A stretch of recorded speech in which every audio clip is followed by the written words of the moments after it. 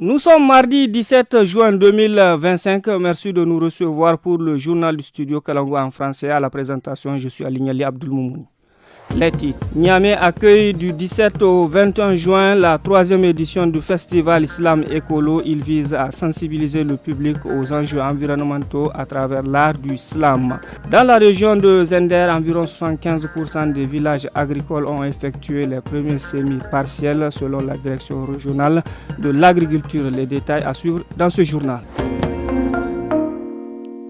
La 3e édition du Festival international Islam Écolo a débuté ce matin à Niamey. L'événement axé sur la sensibilisation à la protection de l'environnement réunit des artistes venus du Mali, du Togo et du Bénin. Le festival se poursuivra jusqu'au 21 juin.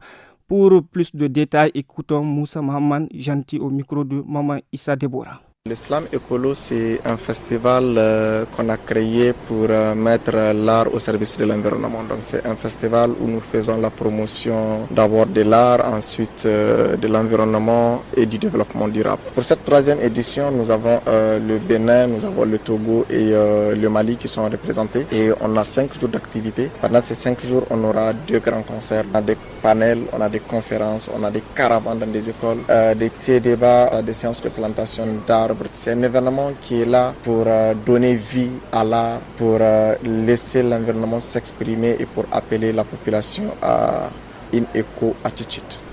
La campagne agricole 2025 s'installe progressivement dans la région de Zender, environ sur plus de 3500 villages agricoles, un peu plus de 2600, soit 74% ont effectué les premiers semis partiels à la 2e décade du mois de juin. Mahamadou Ibro, directeur régional de l'agriculture de Zender, au micro de Ali Keita.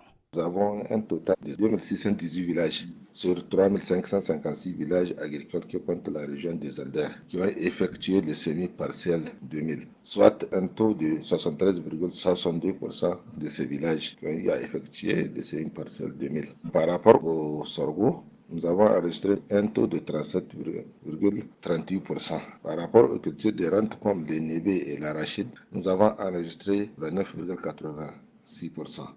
L'année passée, à la même date, nous savons que 346 villages qui ont eu à effectuer le semis, soit 9,7%. Ce qui veut dire que cette année, on est un peu en avance par rapport à l'année passée. Pour prévenir les inondations cette année et protéger les populations du quartier de Maradawa, un grand canal d'évacuation des eaux est en cours de construction à Maradi.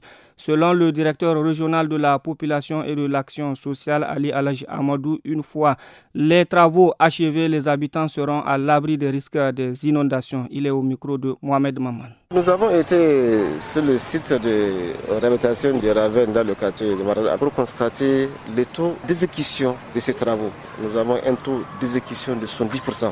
Cela prouve que d'ici fin juin, début juillet, les travaux seront finalisés maintenant qui vont nous permettre de contenir tout risque d'inondation dans ce quartier. Nous avions continué sur le site de réinstallation des déplacés internes d'inondation. Vous avez vu, il y a plus de 200 ménages qui ont accepté d'aller se réinstaller dans ce site pour éviter tout risque vraiment de perte dans les anciens quartiers. Malheureusement, jusqu'à présent, il y a certains sinistrés qui refusent de se déplacer, d'aller se réinstaller dans ces nouveaux sites.